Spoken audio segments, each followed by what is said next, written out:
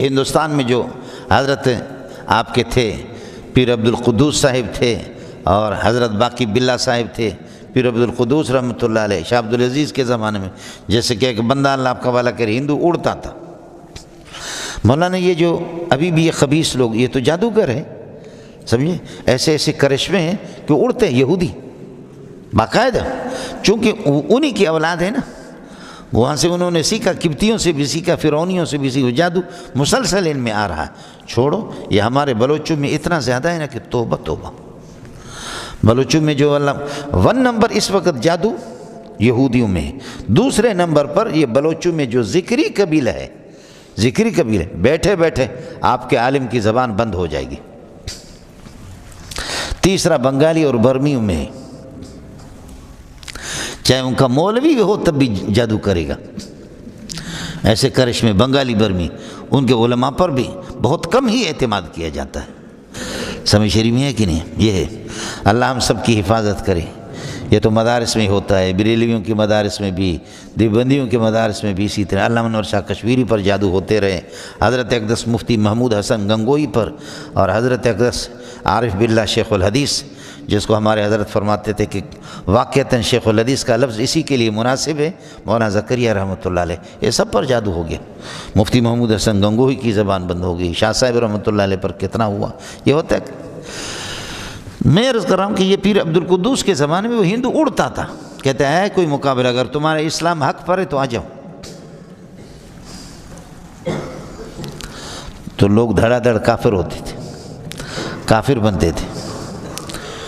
اس پر اللہ آپ کا بھلا کرے کیا ہوا، لوگوں نے حضرت اقدس پیر عبدالقدوس رحمۃ اللہ علیہ کو بتایا کہ حضرت یہ اس طریقہ پر ہے، تو حضرت جی نے فرمایا کہ اس کے چیلنج قبول کرو اور لوگ سارے جمع ہو جاؤ۔ ہزاروں لوگ، لاکھوں لوگ جمع ہو گئے۔ پیر عبدالقدوس رحمۃ اللہ علیہ کو اس نے کہا کہ چل تو اڑ کر کے دکھا دے یا میں اڑوں۔ حضرت نے فرمایا پہلے تو اڑ، پھر میں بعد میں اڑوں گا۔ لوگ لاکھوں دیکھ رہے کہ ہندو تو اڑتا ہے، لیکن اپنے حضرت کو کبھی اڑتے ہوئے نہیں دیکھا ہے، کیسے ہمارا حضرت اڑے گا؟ ہندو اڑنے لگا ہے، F-16 کی طرح اڑ رہا ہے، سمجھے، وہ اڑنے لگا۔ حضرت اقدس نے وہ جو لکڑی جیسے ان کے جوتے ہوتے تھے کھڑاؤں جو پہنتے ہیں، آپ نے دیکھا کھڑک کھڑک کھڑک کے ایسے ہوتے، یہ ایئرپورٹ پہ بادلوں کے، اب تو کم ہو گئے، پہلے ہوتے۔ حضرت نے جوتا یہاں سے نکال کر کے پتہ نہیں اس پہ کیا پڑا، اس کو پھینکا اوپر۔ وہ جوتا اتنا، وہ لکڑی والا آ کر کے اس کے سر پہ لگے ڈز، وہ اس طرح کرے، وہ جوتا آگے نکل جائے، پھر آ کر کے اس کو فضا پہ لگے ڈز سر پہ، پھر وہ پکڑ نہ سکے، پھر آ کر کے ڈز، ایسے سر پہ 4-5 لگے، آ کر کے بیٹھنے لگے، پاؤں پہ کہنے لگے۔ حضرت نے فرمایا کہ دیکھ، جوتے نے آپ کا کام یہ کر دیا، خدا کی قسم خود اگر اڑتا، ایک تھپڑ اگر آپ کو لگاتا تو تیرے ٹکڑے ٹکڑے ہو جاتے۔ میرے تو جوتے کو پہلے ہمارے اکابرین جو ہوتے تھے وہ روحانیت میں بہت مضبوط ہوتے تھے۔ حضرت اقدس علامہ انور شاہ کشمیری رحمۃ اللہ علیہ، اس کو طلباء نے کہا کہ ابدال کیسے ہوتے ہیں؟ شاہ صاحب نے فرمایا کہ چھوڑو، کیسے ہوتے؟ کہا نہیں حضرت بتا دو کس طرح ہوتے ہیں۔ حضرت نے فرمایا کہ ان الابدال اذا مات واحد منهم ابدل اللہ مکانہ آخر، ابدال میں سے اگر کوئی ایک مرتا ہے تو اللہ اس کے بدلے میں دوسرا پیدا کرتا ہے۔ 40 ابدال ہے جن پہ دنیا چلتی ہے، محدثین ان کو نہیں مانتے۔ محدثین کا قانون یہ ہے کہ احادیث الابدال والاقطاب کلها باطلۃ، ابدال کی روایتیں، اقطاب کتب کی، یہ سارے باطل ہیں۔ لیکن صوفیہ کہتے ہیں کہ تمہارا میدان الگ ہے، ہمارا میدان الگ ہے، تم اس کو جانتے بھی نہیں ہو، سمجھے۔ شاہ صاحب کو لڑکوں نے تنگ کیا تو شاہ صاحب رحمۃ اللہ نے فرمایا کہ کھڑکیاں بند کرو، دروازے بند کرو۔ کھڑکی دروازے بند کیے۔ شاہ صاحب جس مسند پر بیٹھا ہوا تھا وہ ہلکا پھلکا تھا، اپنے ہاتھوں کو یہاں دیا اور اس طرف اٹھا، اور جسم کا یہ حصہ ان کے ہاتھوں پر آ گیا۔ جب یہ اس طرح اٹھنے لگے، جب یہ سلسلہ ہو گیا نا تو پورا گلاس ہلنے لگی۔ شاہ صاحب نے اپنے ہاتھوں پر اپنے آپ کو اس طریقے پر یہ کہ سہارا دیا تو دروازے ٹکرانے لگے، کھڑکیاں گڑ گڑ گڑ گڑو، گلاس ہلنے لگی۔ شاہ صاحب بیٹھ گئے، شاہ صاحب کے آنسو بھی آ گئے اور طلبہ بھی رونے لگے، نعرے لگائے۔ فرمایا کہ ابدال اس کو کہتے ہیں، میں نے چاہا اللہ ان کو تھوڑا سا جھلک دکھا دو تو اللہ نے دکھایا۔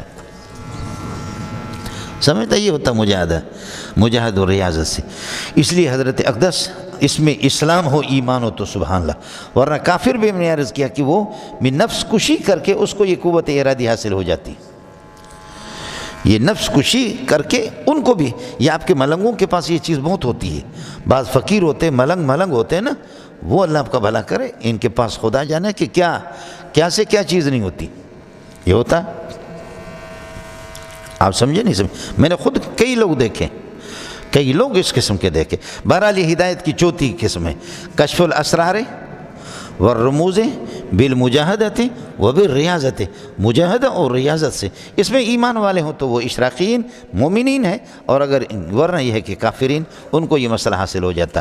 اب یہ ہدایت کی 4 قسمیں ہوگی. اب سمجھو کہ اول سے لے کے جب سے قرآن کا نازل ہو گیا، سورہ فاتح مکی ہے، نزول ہو چکا ہے، آج تک لوگ کہہ رہے ہیں، انبیاء، شہداء، صالحین، مفسرین، محدثین، سب کے سب کہہ رہے ہیں اہدنا الصراط المستقیم، دکھا دے ہمیں صراط مستقیم. تو اب تک کسی کو ملی نہیں ہے. اگر صراط مستقیم مل گیا ہے تو مانگنا تحصیل حاصل ہے، اور نہیں ملا ہے تو کسی کو نہیں ملا. 1500 سال تو گزر گئے، سب کے سب کہتے ہیں اہدنا الصراط المستقیم. جب میرے پاس پانی موجود ہے تو پھر پانی کیوں مانگو؟ پانی لا کر کے دے دو. پانی جب ہے.